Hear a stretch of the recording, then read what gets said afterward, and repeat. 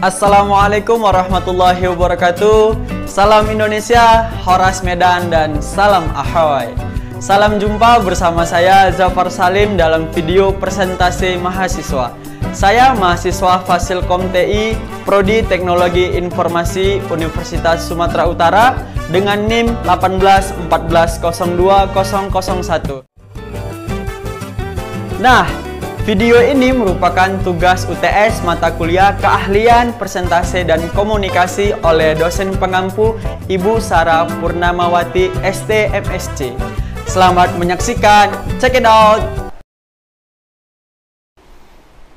Nah, baik rekan-rekan sekalian, pada kesempatan kali ini saya akan mengangkat sebuah judul presentasi saya, yaitu peranan sistem rekam jejak siswa secara digital dalam sistem pengelolaan pendidikan di SMP 24 Medan menggunakan framework Panada. Baik, outline yang akan saya bawa pada kesempatan kali ini ialah yang pertama, latar belakang, rumusan masalah, batasan masalah, tujuan penelitian, manfaat penelitian, dan metodologi. Sekarang kita berbicara tentang latar belakang. Perkembangan teknologi informasi memberikan sumbangsi pada peradaban di dunia pendidikan. Teknologi merupakan sebuah bentuk peradaban zaman yang memberikan corak dalam setiap lingkup kehidupan manusia.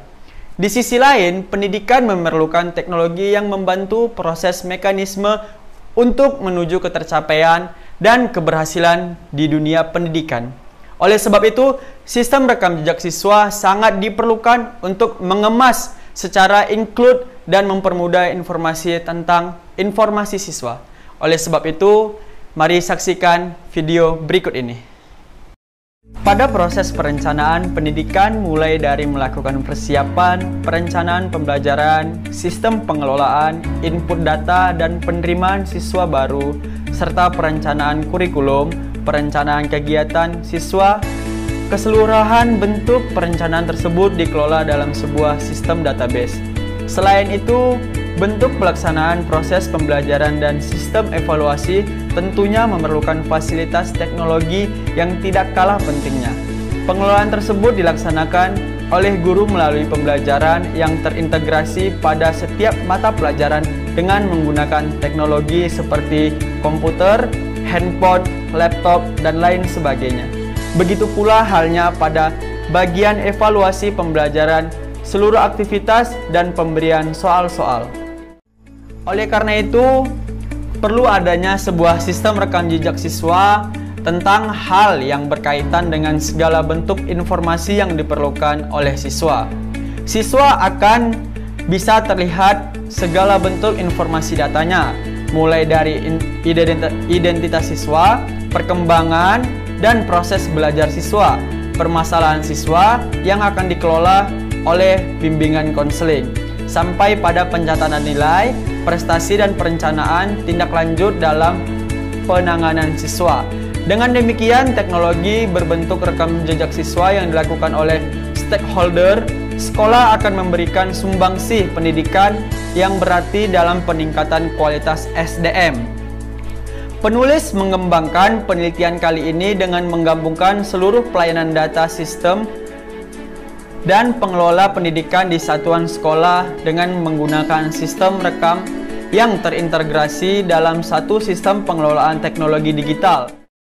Berbicara tentang sebuah rumusan masalah, tentunya tidak terlepas dari penyebab yang menjadi latar belakang dalam sebuah permasalahan. Penyebab itulah muncul adanya gap antara desain dan desolen.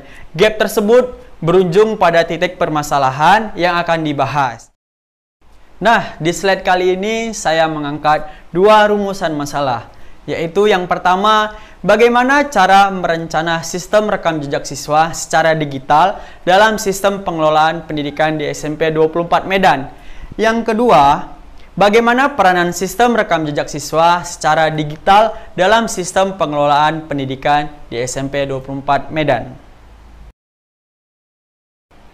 Dalam bahasan kali ini, perlu adanya batasan masalah yang menjadi sebuah ruang lingkup agar lebih terinci dan lebih fokus dalam kajian permasalahan dan menghindari luasnya batasan.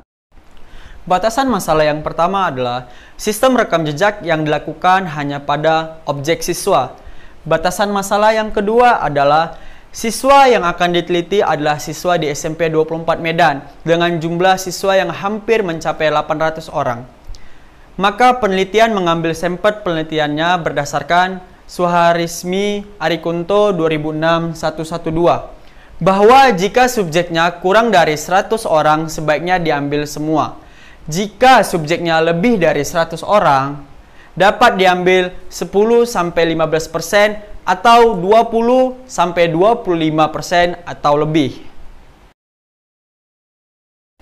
Nah, dari sampel tersebut, ini berarti jumlah siswa yang dijadikan sampel penelitian pada kajian ini, penulis mengambilnya hanya 20% dari 800 siswa, yaitu 160 siswa. Siswa yang diambil adalah siswa yang berada di kelas 9. Batasan masalah yang ketiga adalah proses perencanaan perangkat lunak untuk perekaman dan pelacak data siswa dilakukan pada aplikasi e-learning SMP 24 Medan dengan menggunakan framework Panada. Sekarang kita masuk ke bagian tujuan penelitian. Pastinya setiap sebuah permasalahan terdapat tujuan penelitian. Yang pertama, untuk mengetahui cara perencanaan sistem rekam jejak siswa secara digital dalam sistem pengelolaan pendidikan di SMP 24 Medan.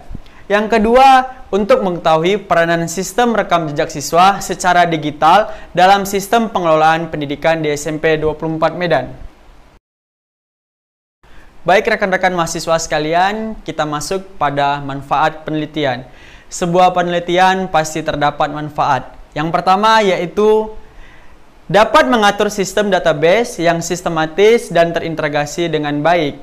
Yang kedua, dapat mengakses dengan cepat tanpa harus membuka sebagian informasi siswa di bagian tata usaha, bimbingan konseling, kurikulum, kegiatan mahasiswa, dan lain-lainnya. Yang ketiga, sebagai pengembangan pada sistem administrasi serta pengelolaan sekolah yang lebih baik, sehingga menambah wawasan bagi para stakeholder di sekolah. Baik rekan-rekan mahasiswa sekalian, sekarang kita masuk ke bagian metode penelitian. Metode penelitian merupakan cara kita untuk menjaring data, mengelola data, hingga pada posisi mengevaluasi serta menetapkan hasil dari sebuah penelitian. Baik, di metode kali ini saya menggunakan metode framework Panada. Apa itu framework Panada? Framework Panada sebagaimana diartikan dalam bahasa Indonesia yaitu kerangka kerja yang dapat diartikan sebagai kumpulan dari library class yang dapat diturunkan atau dapat langsung dipakai fungsinya oleh modul-modul atau fungsi yang akan dikembangkan. Tidak hanya sederhana dalam pengertian secara penggunaannya, tapi juga bagaimana sistem cara kerjanya. Dari awal dikembangkan, framework Panada ini secara khusus ditujukan untuk membantu para PHP developer. Nah, baik rekan-rekan mahasiswa sekalian, ketika siswa login, maka proses login tersebut akan dicatat di dalam database. Ketika siswa login, akan melihat partisipasi siswa di bagian tabel login. Tabel login menyediakan 5 informasi yang include. Yang pertama adalah data siswa yang dikelola oleh pihak tata usaha. Yang kedua, data kegiatan belajar mengajar atau KBM dan nilai siswa yang dikelola oleh kurikulum.